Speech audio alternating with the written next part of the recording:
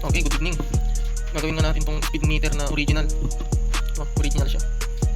Yung backplate niya, yung original pa rin, pero ito, napinturahan siya ng kulay black para iwas kalawang. Nakita nyo naman dito, yung itsura ng original na speed meter. Ito yung itsura niya, hindi siya ipa-straight. Tapos, gagawin natin, i-restore natin kasi itong cover niya, kung mapapansin nyo yan, na nabawas-bawasan na siya pati dito sa kabila. Pero pag dito sa harapan, okay pa naman siya. Tapos pero pagdating dito sa harapan, kung mapapansin nyo, yung lens niya, ang daming crack. Pero, ayan, nakikita nyo. Pero kapag ganito, hindi siya kapansin-pansin. Pero, ayan, ayusin natin to. Gawin natin siyang bago. Ito, nabaklasan natin mga brad. Bali, ganito yung itsura niya. Ito yung backplate niya, original pa rin. Ito pa rin yung gagamitin natin. Tapos, ito, nilinisan na natin siya. Tapos, kung mapapansin nyo, ayan, yung takbo niya, kilometer niya, back to zero natin. I-reset natin siya. Tapos, kung mapapansin nyo, accurate pa rin itong ipon nito. Ayan, accurate pa rin yan. Tapos, ito yung dati niyang lens. So, tapos, ito yung goma. Bago din itong gomang gagamitin natin na ilalagay. Kasi ito yung mga gagamitin natin. Gagamit tayo ng washer. Pero ito yung bolt niya. Pa rin yung ilalagay natin. Tapos, gagamit tayo ng, ayan, hindi mapapos. Shoe glue. Ayan. Shoe glue. Tapos, dalawang epoxy. Bali, pag-mixin natin to para tumigas yung epoxy na ilalagay natin. Tapos, ayan. Bali, papalitan din natin. Ito yung papalitan natin. Mayroon tayong bago. Ito. Mamaya. Ayan. So, gawin na natin. Ito, ikabit na natin. Ibalik natin yung pwesto niya. Ito siya. Bali, ang ginamit lang natin na washer kanina. Bali, 4 yung pinakita ko ito. Pero dalawa lang yung ginamit natin. Ayan. Ayan, dalawa lang yung ginamit natin. Ito. Pero sure nyo na naka-sentro siya. Hindi yung maset na natin ito. Ayan. Lalagyan na natin dito yung cover niya. Ayan. Nalagyan na natin siya ng epoxy sa gilid niya. Ito hindi pa siya tuyo. Ayan, sa kabila, ayan, tuyo na siya. So bali, pag naglagay pala kayo ng epoxy, ito mga to, make sure na gumamit kayo ng face mask kasi matapang siya, makamalangkap yun. Baka uubo-ubo kayo. Kaya kagaya kanina, nakalimutan ko maglagay ng face mask. Kaya nalanghap ko kaya medyo inubo ko konti. Masakit sa dibdib ka, kailangan mag-face mask po kayo mga kabrad. Ito pala yun, ayan. Sa kabila tuyo na siya. Tapos ayan, sa kabila, hindi pa tuyo. Hintayin natin siya matuyo. Kasi papakita ko mamaya pag okay na siya.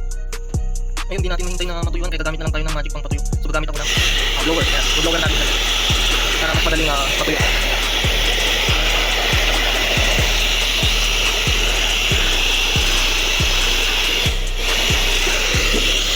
Yan, yan, diba? Madali siyang matuyo.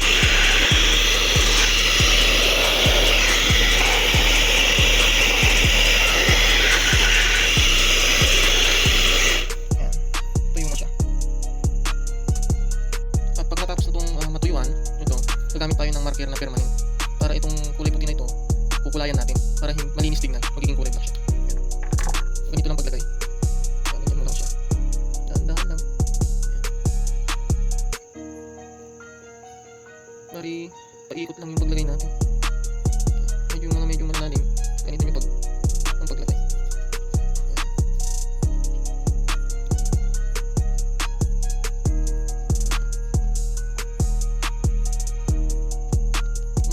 Kulay black siya.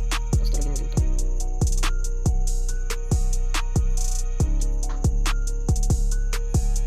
So lalagyan natin paikot sa likod niya. At ito na nga yung gawa natin. Yan.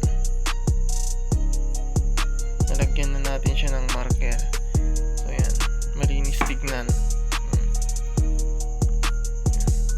So titignan na natin to gawa natin. Ayan. Ganito na siya kumpara sa dati na may crack. Ayan. Ngayon malinis na siya. Ayan.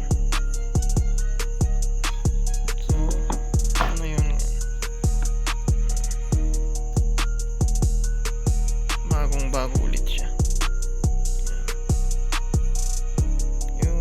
Ito lang mga ginamit natin. Tapos itong goma nya, lalagay lang natin yung goma.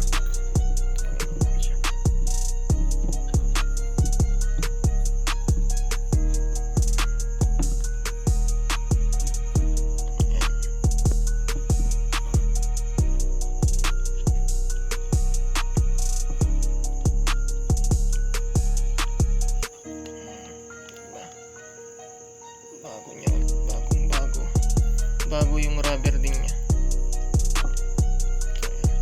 Makikita niyo.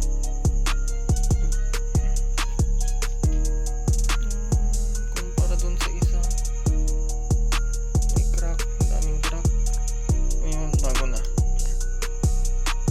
Ito pala, sa mga gustong bumili nito, chat lang po kayo. At saka yung mga gustong magpagawa, ayan, chat lang din po kayo sa akin, kaya mag-comment na lang po kayo yan. Diba?